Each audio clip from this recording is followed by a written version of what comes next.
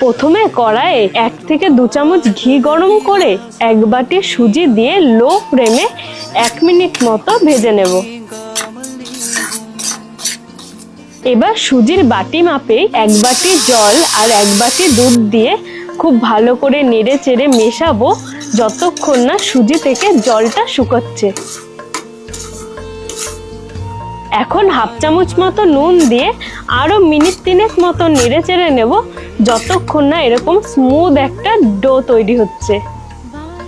এবার ডোটা যে কোনো কিছুর মধ্যে নামিয়ে হালকা ঠান্ডা করে 2 চামচ ময়দা দিয়ে খুব ভালো করে মুথে মুথে মেখে নেব। ওপরে কিছুটা তেল মাখিয়ে মিনিট 10 রেস্টে রাখবো। 10 মিনিট পর ডো থেকে বেশ একটু বড় সাইজের লিচি কেটে শুকনো ময়দা ছড়িয়ে গোল করে বেলে নেব।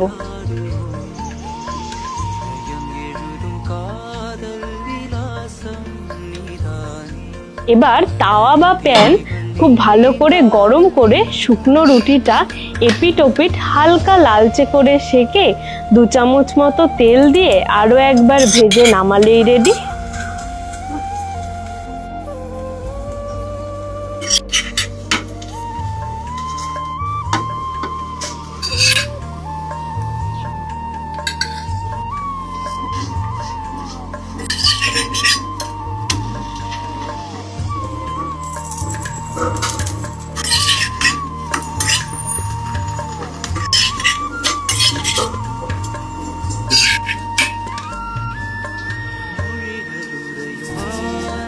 ব্যাস, এবার তোমরাই দেখো যে পরোটাগুলো কতটা নরম হয়েছে।